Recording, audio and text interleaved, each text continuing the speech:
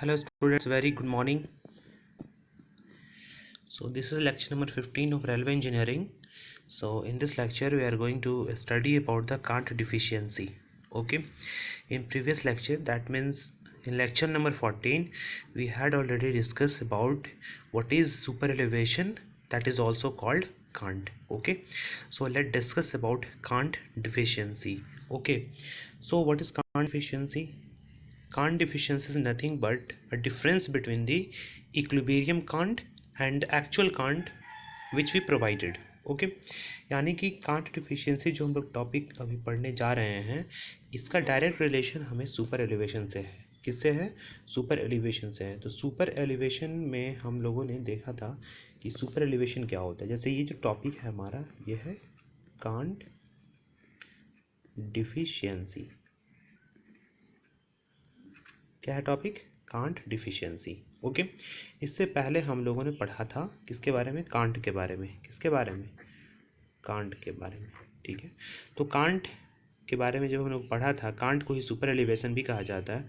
तो super elevation क्या होता है कि जो भी रोड है या रेलवे ट्रैक है, उसके आउटर साइड को हम लोग क्या करते हैं? रेज कर देते हैं, और इनर साइड को क्या करते हैं? डाउन कर देते हैं. इससे क्या होता है कि हम वहाँ पे सेंट्रीपेटल फोर्स को इंट्रोड्यूस करते हैं, जो कि सेंट्रीफ्यूगल फोर्स को क्या करता है? बैलेंस करने का काम करता है. उसी को हम लोग कहते हैं सुपर एलिवेशन और कांट. ठीक है, अब हम लोग जो देखने जा रहे हैं ये है कांट डिफिशियंसी, और इसी को कहा जाता है निगेटिव कांट. क्या कहा जाता है? कांट डिफिशियंसी, और इसी को हम लोग क्या कहते हैं? अभी हम जो पढ़ने जा रहे हैं कांट डिफिशियंसी और निगेटिव कांट के बारे में, है ना.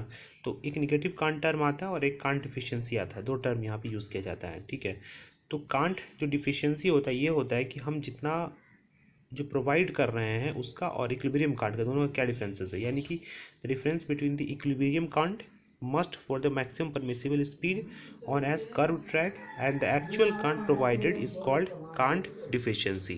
ठीक है, एक्चुअल कांट जो प्रोवाइड करते हैं और जो इक्विलिब्रियम कांट होता है, उस दोनों के बीच के डिफरेंस को ही हम लोग कांट डिफिशियंसी कहते हैं. यानी हम लिख सकते हैं कांट डिफिशियंसी सी डी को C equilibrium cant minus C actual, है ना. यानी equilibrium cant minus actual cant बराबर क्या हो गया? Cant deficiency. ठीक है, इसी को आपको याद रखना है. अब देखिए,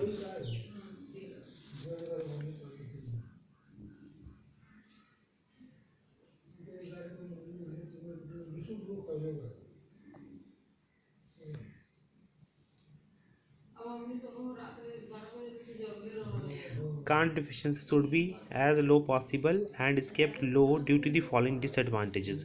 मतलब कांट डिफिशियंसी को हम लोग कम रखते हैं. ठीक है, क्यों? देखो, due to higher cant deficiency there is a more side wear, है ना. ज़्यादा कांट डिफिशियंसी के कारण में जो साइड का वेयर होता है, टूटना फूटना वो ज़्यादा होता है, एंड क्रिप भी होता है outer side of rail track का. ठीक है, नेक्स्ट है due to higher cant deficiency there is more discomfort to the passengers. अगर कांट डिफिशियंसी ज़्यादा होगा तो जो पैसेंजर्स उसको ज़्यादा डिस्कम्फर्ट होगा. ठीक है, तो नीचे में जो दिया गया है can't deficiency different different tracks के लिए, डिफरेंट डिफरेंट स्पीड के लिए, ये एज पर इंडियन रेलवे है, तो इसको एक बार देख लेना है. ठीक है, एग्जामिनेशन में यहाँ से क्वेश्चन पूछ लिया जाता है, ये वाला डाटा इंपॉर्टेंट है. ठीक है, तो देखिए यहाँ पे ब्रॉड गेज के लिए speed up to 100 kilometre per hour. अगर 100 किलोमीटर पर आवर तक की स्पीड की बात करें तो इसके लिए जो ब्रॉड गेज के केसेस में कांट डिफिशियंसी होता है 7.6 मीटर होता है, 76 सेंटीमीटर होता है. ठीक है, अब देखिए बीजी के केसेस में ही अगर अप टू 100, अगर higher than 100 kilometre per hour है तो उसके लिए 10 सेंटीमीटर है ना. क्या? Cant deficiency. मीटर गेजेस के केसेस में है 5.1 सेंटीमीटर, और अगर 100 किलोमीटर पर आवर से ज़्यादा है तो उसमें कोई स्पेसिफिकेशन नहीं दिया गया है. ठीक है, नैरो गेज के केसेस में 3.8 सेंटीमीटर होता है up to 100 kilometre per hour speed के लिए. अगर उससे ज़्यादा जाते हैं 100 किलोमीटर पर आवर से तो उसमें क्या है? सेम ही होता है. ठीक है, तो ये डेटा जो है आप लोग को एक बार इसको याद रख लेना है. ठीक है, अब देखिए निगेटिव कांट क्या होता है.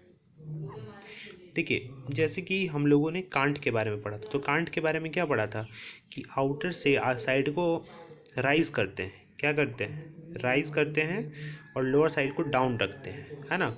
तो उसी को कहा क्या जाता है? उसी को कहा जाता है सुपर एलिवेशन. ठीक है, अब देखिए अगर निगेटिव कांट की बात करें, निगेटिव मतलब लोग समझते हैं जस्ट उसका अपोजिट. जस्ट क्या है उसका अपोजिट। तो निगेटिव कांट मतलब हुआ कि हम लोग आउटर साइड को क्या कर दें, लो कर दें, और इनर साइड को हाई पे कर दें। तो ये जो कहलाएगा ना, ये कहलाएगा निगेटिव कांट। क्या कहलाएगा, ये कहलाएगा निगेटिव कांट।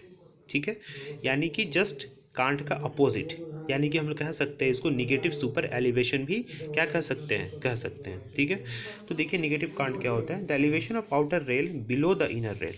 क्या है, आउटर रेल का जो एलिवेशन है नीचे होगा in the comparison of inner rail of a turn out और branch track at the place where it meets the main track on a curve is called negative super elevation और negative cant. जो कि मैंने अभी आपको बताया कि outer वाला जो पार्ट है उसको बिलो रखना है, नीचे रखना है। ठीक है, और इनर वाला पार्ट को क्या करना है, ऊपर रखना है। इसे ही आउटर वाला पार्ट नीचे हो गया और इनर वाला पार्ट ऊपर हो गया।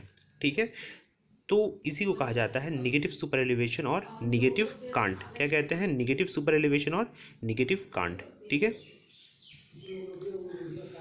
अब देखिए यहाँ पे, to provide a turnout at curved portion of a main railway track deflecting in the reverse direction, the outer rail of the turnout track should be provided higher than its inner rail.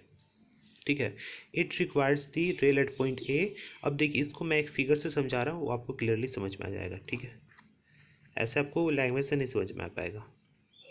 ठीक है, ये देखिए यहाँ पे एक crossing है। देखिए यहाँ पे दो ट्रैक निकला हुआ है। मैं जो ट्रैक बताने जा रहा हूँ, एक मेन ट्रैक है और एक ब्रांच ट्रैक है। देखिए यहाँ से ये जो ट्रैक आ रहा है, ये जो ट्रैक है यहाँ से ऐसे आ रहा है। ठीक है, यहाँ से दो ब्रांच में यहाँ पे बाइफरकेट हुआ है। तो एक ब्रांच जो है यहाँ से मेन वाला ब्रांच ऐसे चला गया, ये क्या हो गया, मेन ट्रैक का ब्रांच है, ऐसे मेन ट्रैक का ब्रांच है। और यहीं से जो डाइवर्जन हुआ है यहाँ से एक हुआ है ब्रांच ट्रैक का। ये क्या हुआ है, एक यहाँ से डाइवर्जन हुआ है ब्रांच ट्रैक का। ठीक है, तो ये है मेन ट्रैक और ये क्या है, ब्रांच ट्रैक। ठीक है, क्लियर है। अब देखिए यहाँ पे जो है ए पॉइंट है और यहाँ पे बी पॉइंट है। ठीक है, अब देखिए ये देखिए ये मेन ट्रैक है ना, ये क्या है, मेन ट्रैक है। अब देखिए यहाँ पे क्या है, ये वाला पार्ट, ये देखिए ये आउटर वाला पार्ट है इसका, ये आउटर रेल है। ठीक है, और ये वाला जो पार्ट है ये इनर रेल है, ये वाला इनर रेल है। ठीक है, अब देखिए होता क्या है, जनरली जो होता है सुपर एलिवेशन में आउटर रेल को हम लोग राइज रखते हैं और इनर रेल को डाउन रखते हैं, इसी को कहा जाता है सुपर एलिवेशन। ठीक है, लेकिन इस केसेस में क्या है, इस केसेस में क्या है कि जहाँ पे मेन ट्रैक और ब्रांच ट्रैक अलग हो रहा है वहाँ पे हम लोग दो कर्व प्रोवाइड है। यहाँ पे दो कर्व एक्चुअली मीट कर रहा है। एक तो जो कर्व होगा, एक तो जो कर्व होगा इस डायरेक्शन में होगा और एक कर्व होगा इस डायरेक्शन में। ठीक है, तो यहाँ पे ये पॉसिबल नहीं है कि हम दोनों ट्रैक को अगर ऊपर उठा देते हैं आउटर वाले पार्ट को, तो यहाँ पे क्या होगा, टिल्ट हो जाएगा रेल। क्या हो जाएगा, इसका टिल्टिंग हो जाएगा। ठीक है, तो यहाँ पे हम लोग कॉन्सेप्ट में लाते हैं निगेटिव सुपर एलिवेशन के कॉन्सेप्ट को। यानी कि यहाँ पे जो आउटर वाला पार्ट है इसको हम लोग क्या कर देते हैं, डाउन कर देते हैं। क्या कर देते हैं, इसको लो कर देते हैं, बिलो कर देते हैं, यानी कि इन the comparison of inner rail. क्या कर देते हैं, इन the comparison of inner rail. तो उसी को कहा जाता है हम लोग, उसी को हम लोग कहते हैं क्या, निगेटिव सुपर एलिवेशन, है ना। जनरल केसेस में क्या होता है कि आउटर रेल को हम ऊपर रख रहे हैं और इनर रेल को डाउन रख रहे हैं। ठीक है, but in the case of negative super elevation outer rail को हम लोग क्या कर दिए, डाउन कर दिए और इनर रेल को अप कर दिए। ठीक है, इससे क्या होगा कि हमारा इक्विलिब्रियम का कंडीशन बना रहेगा, जिसे ही कहा जाता है निगेटिव सुपर एलिवेशन। इसी चीज़ को ऊपर में एक्सप्लेन किया गया है। ठीक है, देखिए, to provide a turnout at a curved portion of a main railway track deflecting in the reverse direction, the outer rail of the turnout track should be provided higher than its inner rail, है ना।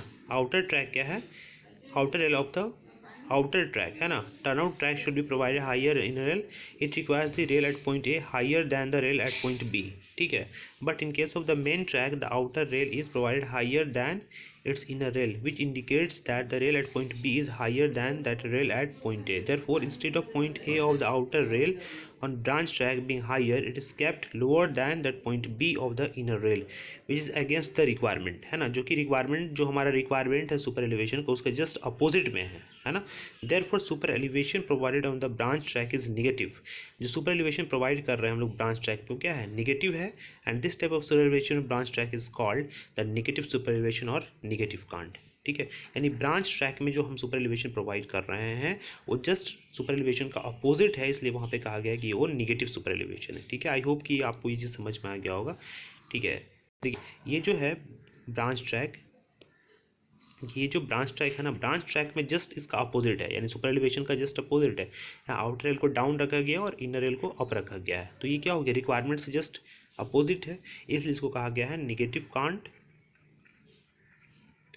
Negative can't और negative super elevation. ठीक है, I hope कि आपको ये चीज़ समझ में आ गया होगा। तो दोनों ट्रैक मुझे लगता है कि आपको आसानी से ये चीज़ क्लैरिफाई हो गया होगा। अब देखिए ग्रेड कंपनसेशन एक टॉपिक आता है, तो इसका क्या है, ग्रेड कंपनसेशन क्या होता है। देखिए ग्रेड कंपनसेशन मतलब होता क्या है,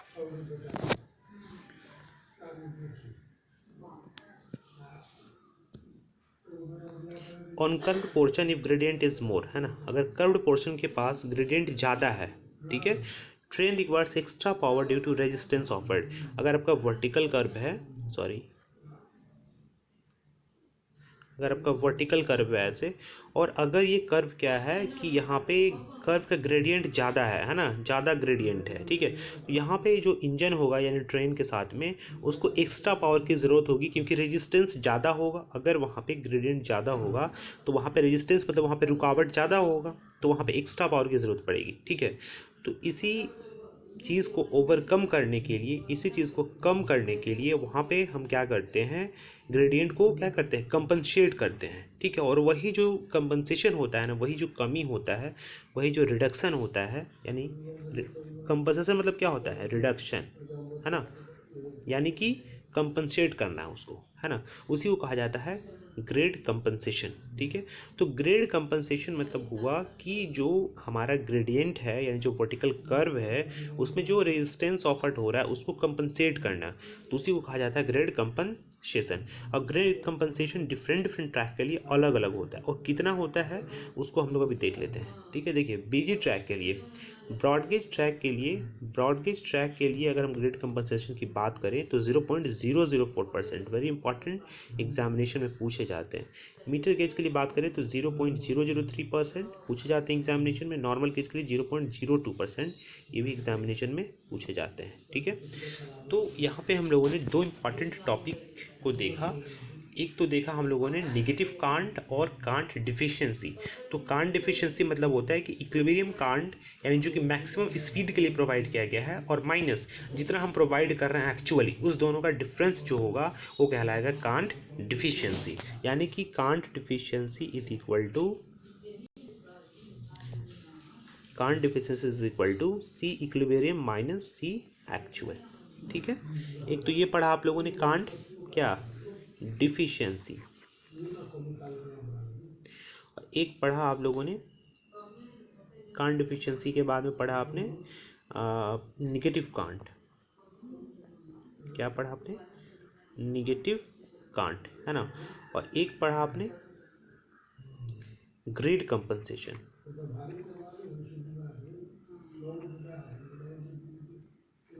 ठीक है, ये सारा जो है हम लोगों ने टॉपिक को पढ़ा। आई होप कि आप लोगों को वीडियो काफ़ी अच्छा लगा होगा, और मैं बहुत जल्द ही आप लोगों का ऑफलाइन क्लास लेने वाला हूँ। तो नियर अबाउट 10 अगस्त तक मैं आप लोगों को ऑफलाइन क्लास स्टार्ट कर दूँगा। सो प्लीज़ आप लोगों से रिक्वेस्ट है कि अभी ऑनलाइन को ही कन्वे करें, और रेलवे इंजीनियरिंग पूरा पार्ट ऑनलाइन में हम लोग कवर कर लेंगे। चलिए, थैंक यू, मिलते हैं नेक्स्ट वीडियो में, तब तक के लिए आप लोग अपना ख्याल रखें। Thank you very much for watching my video and learning. Thank you very much.